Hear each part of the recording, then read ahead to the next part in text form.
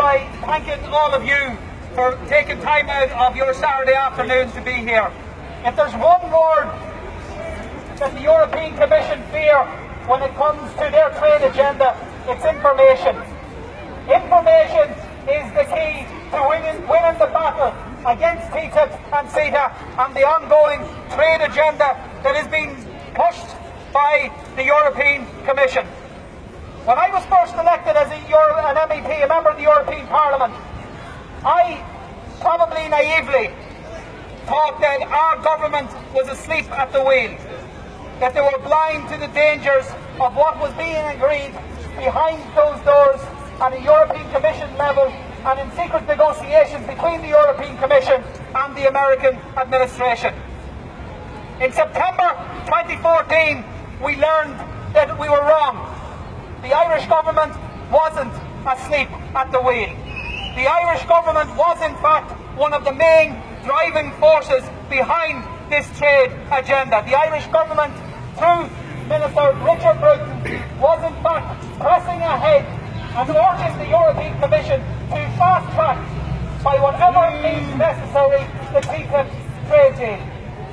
Now why that's interesting is because, as you all know, Ttip includes what is called an ISDS mechanism, the Investor State Dispute Settlement Mechanism, which in effect allows corporations to sue sovereign governments for implementing decisions that they feel are in the best interest of their citizens. Now what's interesting about that is that Ireland, widely recognised as being one of the most open economies in the world, has by far, per capita, the best trading relationship with the United States and several other countries in terms of turnover, has never had a need to agree an ISDS mechanism in any bilateral trade agreement. So it's a big deal for us and for our trading relationships with other countries if we were to sign off on an ISDS included trade agreement. So we learned in September 2014 that Richard Bruton had in fact signed a secret letter to the Commissioner Malmström, urging her not only to fast-track Ttip, but to ensure that ISDS was included in that trade deal. What he did by signing that letter was unilaterally change a decades-old trade policy of this country. He did that without any recourse to any democratic institution of this state. He did not bring it to the Dáil for debate. From the information we can gather, he didn't even bring it to the Cabinet for debate. And that, to me, pinpoints and highlights exactly what Ttip means for governments. It's all about secrecy. One of the things that you will have heard is a secret reading room that's available in the European Parliament that only MEPs have access to, where they can read some documents that are denied to everyone else. I've had access to that reading room. I've asked to see a couple of chapters that were supposedly available to MEPs, and I intended to find out what was in that document and to make that information public. The reality is that even the documents that I had access to were so heavily redacted that it made them meaningless. The truth of the matter is that the European Commission are negotiating a trade deal from which most of the information contained in it is denied to the people who will ultimately be making a decision, including the Irish government. So, where do we go from here? To me, there is one solution, and it's that word I mentioned at the start: information. In Germany and in other member states of the European Union, they're miles ahead of us. They started off with gatherings such as this, sometimes even smaller, in community squares, in holding public meetings, encouraging other campaigns to become aware. Last year, the largest ever demonstration since war times took place in the city of Berlin, and it was on this very issue. How did they come from a point of bringing a small number of people to grow to be the largest demonstration seen in decades in Berlin? Information.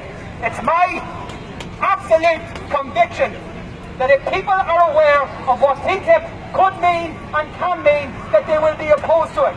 You will have people, not just the usual suspects, not just those of us on the left, or the usual environmentalists, or the usual trade unions. You will have small business organisations. You will have farming organisations.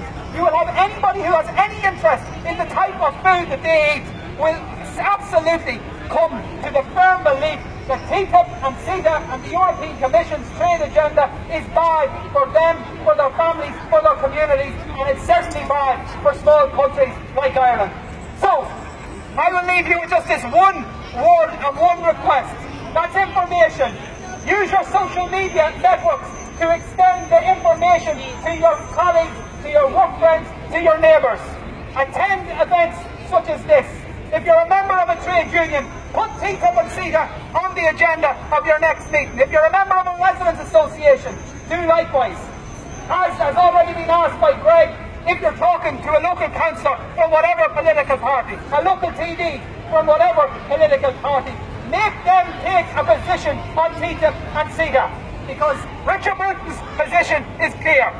The Fine Gael party haven't endorsed it. The Labour party have yet to tell us what their position is. Fianna Fáil have yet to tell us what their position is. When you're dealing with probably the biggest single issue that we will be dealing with trade-wise at an international level, it's not good enough for parties not to have a position. They need to put their colours to the mast and tell us where they stand so that we can make an informed decision. One word, information. Learn about what Ttip means.